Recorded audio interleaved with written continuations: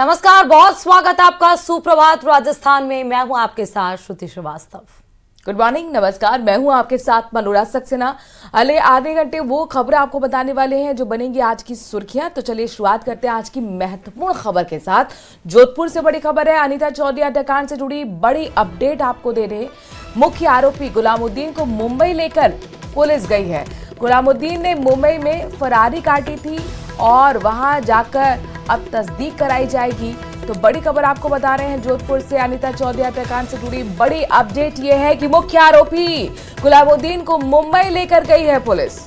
बताते चले कि मुख्य आरोपी गुलामुद्दीन अनीता चौधरी हत्याकांड में उसको वहीं से ही दस्तयाब भी किया गया था और एक बार फिर से गुलामुद्दीन को मुंबई लेकर गई है पुलिस। गुलामुद्दीन ने मुंबई में फरारी काटी थी और मुंबई जाकर ही अब तस्दीक करवाई जाएगी कि उसने क्या कुछ किया था। यानी एक तरह से फिर से सीन पर जाकर उसको रिक्रिएट करने की कोशिश जैसे पुलिस करती है। हालांकि वो हीनियस क्राइम में किया जाता है, लेकिन फिर भी कैसे क्या कुछ किया गया था वो सब कुछ जांच पड़ताल के लिए ही मुंबई लेकर जा रही है पुलिस।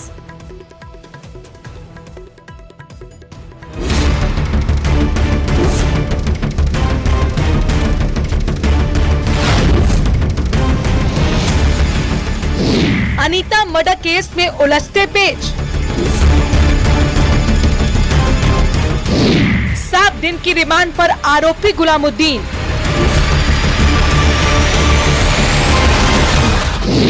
आरोपी के पॉलीग्राफ टेस्ट की तैयारी।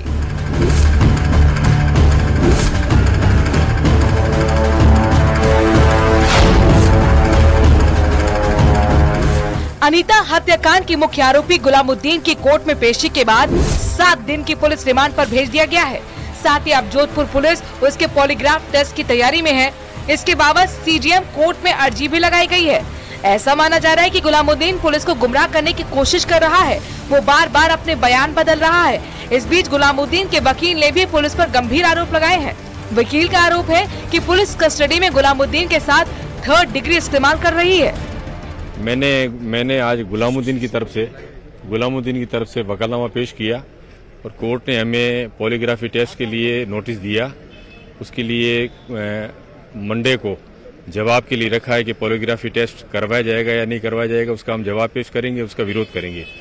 दूसरा हमारा ये था एक्चुअल के अंदर कि पुलिस कस्टडी के अंदर इसके को टॉर्चर नहीं किया जाए। ये हमने न्यायालय में भी दौरान रिमांड के निवेदन के ऊपर हमने ऑब्जेक्शन लगाया था और कहा था कि इसका हर 24 घंटे के अंदर इसका मेडिकल करवा के न्यायालय में पेश किया जाए। न्यायालय ने उसका मेडिकल करवा कर न्यायालय में उसकी कॉपी भिजवाने का जो निवेदन था वो स्वीकार कर लिया और 23 तारीख को वापस उसको पेश करने का आदेश किया। करीब 1 हफ्ते पहले जोधपुर पुलिस ने गुलामुद्दीन को मुंबई पुलिस की मदद से सेंट्रल रेलवे स्टेशन से गिरफ्तार किया था। गिरफ्तारी के बाद से पुलिस अनीता मर्डर केस में उससे पूछताछ कर रही थी। अब तक पुलिस गुलामुद्दीन से लूट की कहानी के अलावा कुछ भी उगलवा नहीं पाई है। पुलिस ने इस मामले में गुलामुद्दीन की पत्नी आबिदा को सबसे पहले गिरफ्तार किया था, लेकिन हत्याकांड में नामजद आरोपी तैयब अंसारी से उस लेवल की पूछताछ नहीं हुई जैसा पीड़ित परिवार चाहता है। यही वजह है कि परिवार को पुलिस कार्रवाई पर भरोसा नहीं है और वो सीबीआई जांच की मांग कर रहा है। सबसे पहले तैयब अंसारी का चीज साफ की जाए कि वो मुजरिम है या नहीं है। कमिश्नर साहब इसके अंदर आके अपना बयान जारी करें, प्रेस कॉन्फ्रेंस करें और सीबीआई जांच की हमारी सबसे प्रमुख जो मांग है उसको पूरी की जाए। और जो पुलिस कल भी हमारे यहाँ पे आके हमें जोर जबरदस्ती से सब कुछ करवाना चाहती थी कि क्रियाक्रम वगैरह हम कर दें, बट जब तक मेरे माता जी को न्याय नहीं मिलेगा, सीबीआई जांच और हमारी मांगे पूरी नहीं होगी, जब तक हम अंतिम संस्कार नहीं करेंगे। और पुलिस ने अगर जबरदस्ती अंतिम संस्कार करा दिया मेरी माता जी का, तो मैं पुलिस कमिश्नरेट के सामने आत्मदाह कर लूंगा। एक तरफ गुलामुद्दीन को पुलिस रिमांड पर भेज दिया गया है, तो वहीं दूसरी तरफ अनीता के शव का पोस्टमार्टम दोबारा कराने और मामले की सीबीआई जांच के लिए तेजाजी मंदिर परिसर में धरना प्रदर्शन हो रहा है। उनका दो टूक कहना है कि जब तक आरोपी के खिलाफ कड़ी कार्रवाई नहीं की जाएगी तब तक शव का अंतिम संस्कार नहीं करने देंगे। उनके इस प्रदर्शन को सर्व समाज का समर्थन भी मिल रहा है।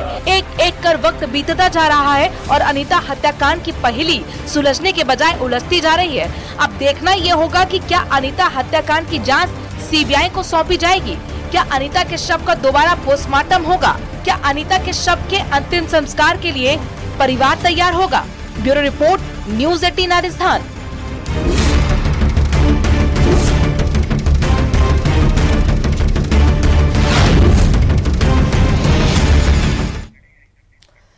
और चलिए आपको बूंदी से सड़क दुर्घटना की बड़ी खबर बताते चले, जहां कोटा लालसोट मेगा हाईवे पर एक बस पलट गई है। घटका बोराड़ा के पास ये निजी बस पलटी है।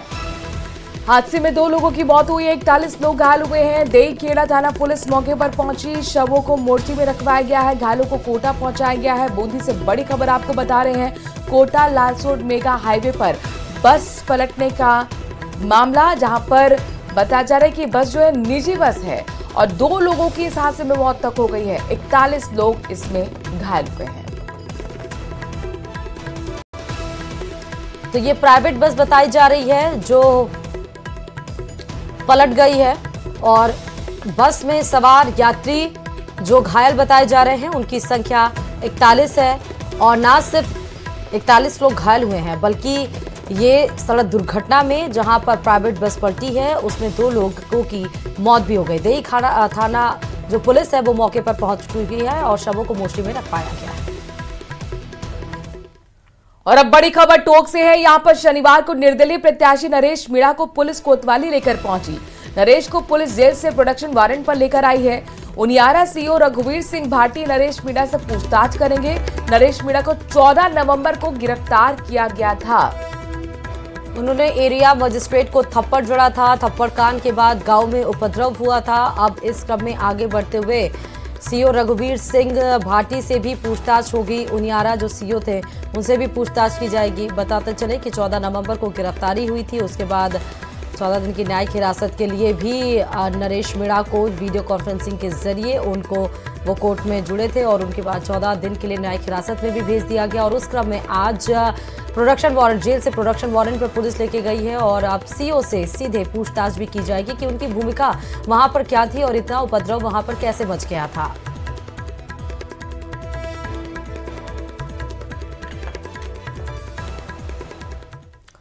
और इधर शाहपुरा जिले के जहाजपुर कस्बे में जलझूलनी एकादशी के दिन भगवान पीताम्बर श्याम के बेवार पर मस्जिद से पथराव का मामला अभी तक शांत नहीं हुआ है। बेवार पर पथराव की घटना के 2 महीने बाद भी हिंदू संगठनों की मांग पर कोई कार्रवाई नहीं होने से नाराज पीताम्बर श्याम संघर्ष समिति ने एक बार फिर आंदोलन का बिगुल बजा दिया है। रिपोर्ट देखिए।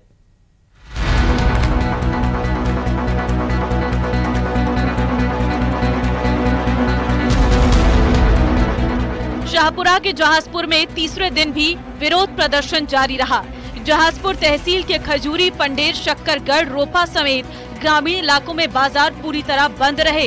वहीं आने वाले दिनों में शाहपुरा जिला मुख्यालय समेत भीलवाड़ा, शाहपुरा और चित्तौड़गढ़ जिला बंद रखने का आह्वान किया गया है। आज दिन तक प्रशासन ने उन मांगों पर ऐसी कोई कार्रवाई नहीं की जो सबके सामने नजर आती हो। हिंदू समाज अपने आप को ठगा सा महसूस कर रहा था। पहले जो मुकदमे दर्ज हुए उनमें प्रमुख आदमियों की कोई गिरफ्तारी नहीं हुई। जिनकी गिरफ्तारी हुई वो सब सामान्य थे। जो प्रभावी थे, जिन्होंने योजनाबद्ध रूप से पथराव में भाग लिया, षड्यंत्र रचा और मस्जिद से जिन्होंने पथराव किया, वो सब लोग आज भी गिरफ्तारी से दूर है। क्या था पूरा मामला? गौरतलब है कि करीब 2 महीने पहले जलझूलनी एकादशी के मौके पर भगवान पीताम्बर श्याम की पालकी पर मस्जिद से पथराव की घटना के बाद तनाव हुआ था, जिसके बाद 14 सूत्रीय मांगों को लेकर हिंदू संगठनों ने विरोध किया।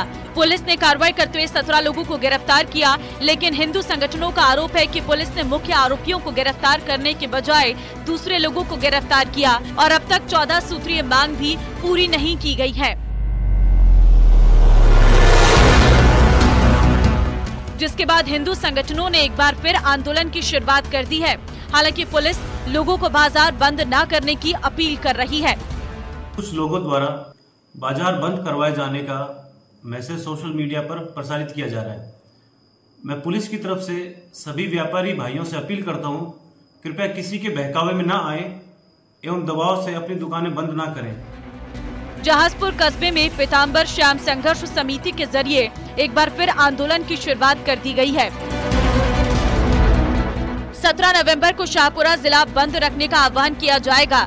वहीं 18 नवंबर को शाहपुरा और भीलवाड़ा जिले संयुक्त रूप से बंद रहेंगे, जबकि 19 नवंबर को चित्तौड़गढ़ बंद का आह्वान किया जाएगा। अब यह आने वाला वक्त ही बताएगा कि आंदोलन कहां तक पहुंचता है और पुलिस इस पर क्या ठोस कदम उठाएगी। Bureau report, news 18 Rajasthan.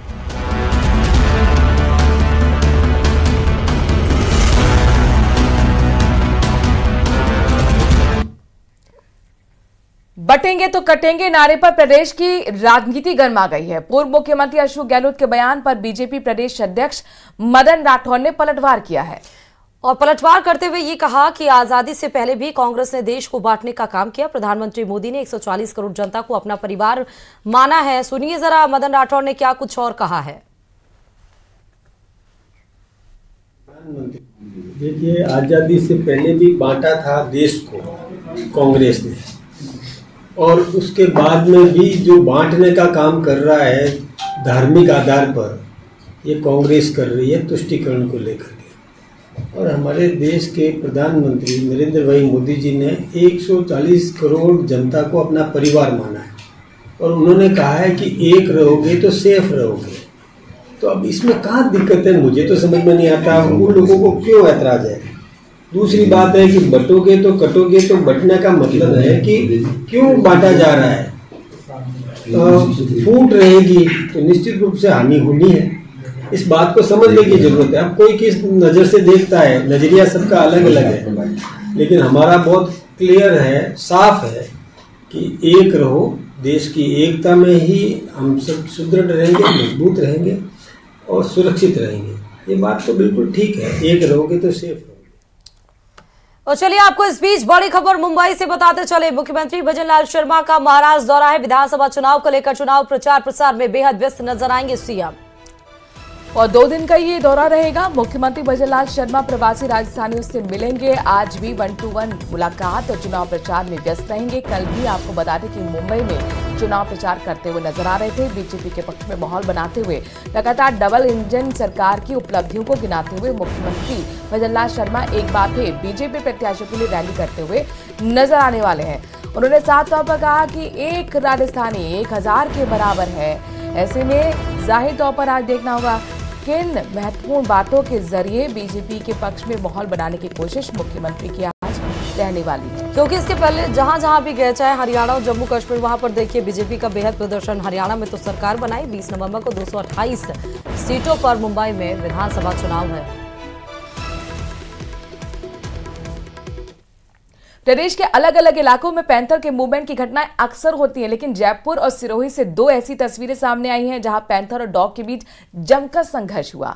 CCTV में क्या तस्वीरें डराने वाली हैं, लेकिन कहीं ना कहीं कुत्ते की वफादारी को साबित भी करती हैं। रिपोर्ट देखिए।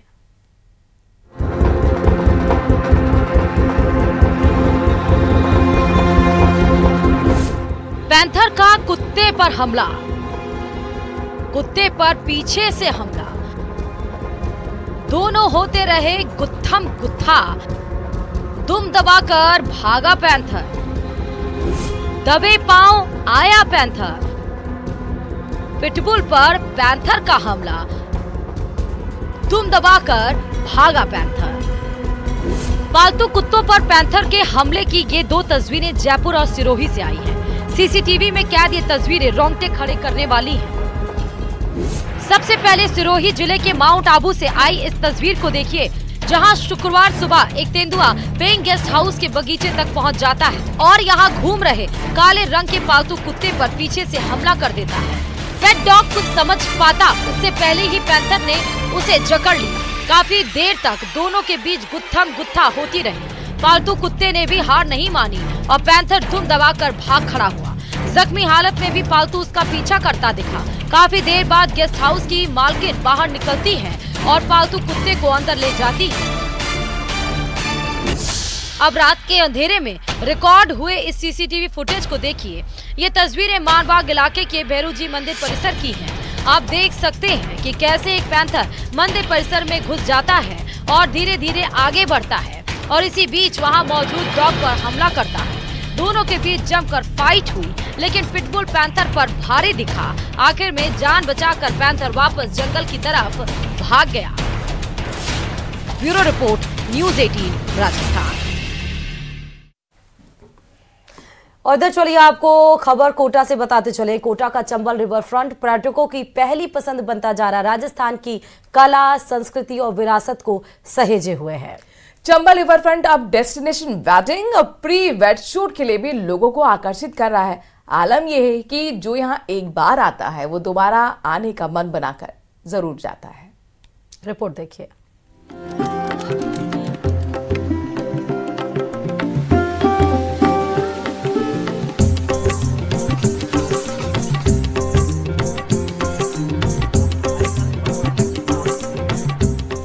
कोटा बैराज के ठीक नीचे डाउन स्ट्रीम पर बना ये है चंबल रिवर फ्रंट, जहां दूर दूर से आने वाले पर्यटक इससे आकर्षित हुए बिना रह ही नहीं सकते। प्रकृति की गोद में बने इस रिवर फ्रंट पर 5 छोटे बड़े बैंक्वेट हॉल बनाए गए हैं। अब ये जगह pre wedding shoot, birthday party के लिए लोगों की पहली पसंद बनती जा रही है।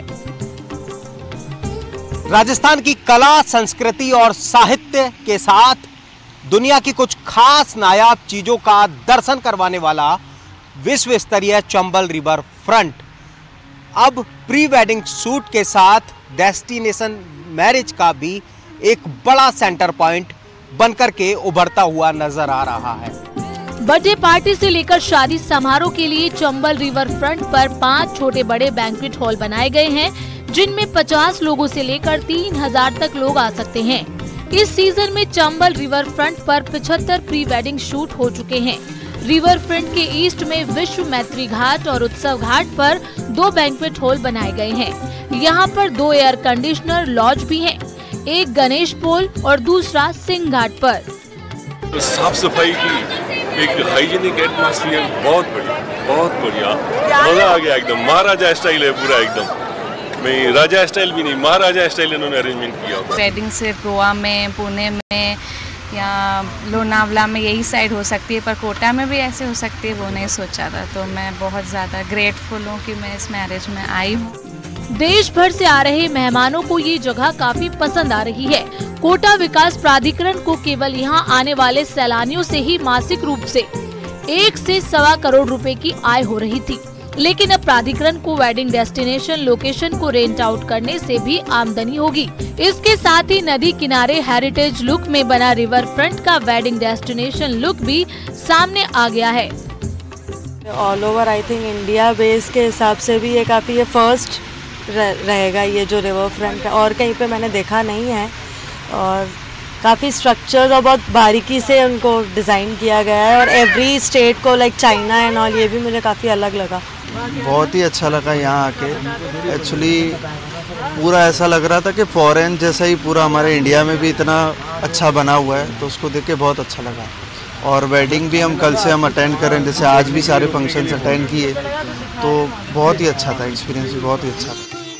रिवर फ्रंट चंबल नदी पर कोटा बैराज के ठीक नीचे डाउनस्ट्रीम में बनाया गया है, जिसके बनाने में करीब 1422 करोड़ रुपए लगे। चंबल रिवर फ्रंट पर 26 अलग अलग घाट हैं। हर एक घाट पर भारत की एक अनूठी स्थापत्य शैली प्रदर्शित की गई है। नदी के दोनों किनारों पर कई किलोमीटर में फैले इस रिवर फ्रंट में शुभंकर मगरमच्छ से लेकर चंबल माता के कैलाश से होती जलवर्षा के अलावा प्रदेश ही नहीं बल्कि कई देशों की सांस्कृतिक विरासत और खासकर हेरिटेज लुक को प्रतिबिंबित करती भव्य इमारतें इसे एक विशिष्ट सांस्कृतिक धरोहर बना रही हैं। भविष्य में इस परिसर में आने वाले देश के प्रमुख होटल समूह के प्रतिष्ठानों से इसके विश्व पर्यटन के नक्शे पर आने की उम्मीद है। खास बात यह है कि फिलहाल यहाँ शादी बुकिंग के लिए परिसर बेहद सस्ते दामों में उपलब्ध है। न केवल कोटा प्रदेश बल्कि देश भर से लोग चंबल रिवर फ्रंट को देखने के लिए आते हैं, उसकी तारीफ करते हैं। इसके साथ ही अब एक नई पहचान चंबल रिवर फ्रंट को डेस्टिनेशन वेडिंग और प्री वेडिंग के साथ मिलती नज़र आ रही है, क्योंकि लोगों की ये एक इस दिशा की तरफ बड़ी पसंद बनता हुआ नज़र आ रहा है। इसके साथ ही कई फिल्म के जो डायरेक्टर्स हैं, प्रोड्यूसर्स हैं, उनकी निगाहों में भी चंबल रिवर फ्रंट बड़ी तेजी से उभर करके सामने आ रहा है। हिमांशु मित्तल, न्यूज़ 18 कोटा। बढ़ रहे आगे, सीआरपीएफ से जुड़ी खबर है, जहां पर सीआरपीएफ के ट्रेनिंग सेंटर में दीक्षांत परेड का आयोजन किया गया। पालड़ी खिचियान स्थित ट्रेनिंग सेंटर में कुल 478 पास आउट ने परेड की और शपथ ली। और इन पास आउट का 44वां सप्ताह का टफ ट्रेनिंग के बाद दीक्षांत परेड समारोह आयोजित हुआ। भव्य तरीके से ये दीक्षांत परेड आप देख रहे हैं। यहाँ ट्रेनिंग सेंटर में शारीरिक प्रशिक्षण, ड्रिल, शस्त्र प्रशिक्षण, यूएसी, फील्ड और battle craft, map reading, firing, jungle training आदि देकर इन सबको ट्रेन किया गया। ट्रेनिंग पूरी होने के बाद दीक्षांत परेड समारोह का आयोजन किया गया। 44 सप्ताह की बुनियादी प्रशिक्षण का शुभारंभ पिछले साल 16 अक्टूबर को किया गया था। प्रशिक्षण के दौरान इन्हें आधुनिक हथियारों के संचालन, आतंकवाद विरोधी रणनीतियों और आपदा प्रबंधन जैसे विषयों में विशेष प्रशिक्षण दिया गया है। इसके साथ ही उन्होंने कड़ी मेहनत, अनुशासन, युद्ध, अवरोध, हथियार और बिना हथियार की लड़ाई, सहन शक्ति, मानवाधिकार, भीड़ और दंगा नियंत्रण आदि का प्रशिक्षण दिया गया। केंद्रीय रिजर्व पुलिस बल भारत का सबसे बड़ा अर्धसैनिक पुलिस बल है। आरटीसी जोधपुर इसके अग्रणी प्रशिक्षण केंद्र में से एक है। आज आरटीसी जोधपुर में 18 बी बैच के 478 प्रशिक्षुक का दीक्षांत परेड समारोह हुआ। 12 राज्यों से आए हुए ये 478 प्रशिक्षुक की नियुक्ति 30 बटालियनों में की गई है। ये छत्तीसगढ़, तमिलनाडु, वेस्ट बंगाल आदि राज्यों से प्रशिक्षकों को यहाँ प्रशिक्षण दिया गया और शानदार परेड का उन्होंने आज प्रदर्शन किया। उनका परेड से उनका जो अनुशासन है और उनकी जो प्रशिक्षण है उसका आप अंदाज़ा लगा सकते हैं।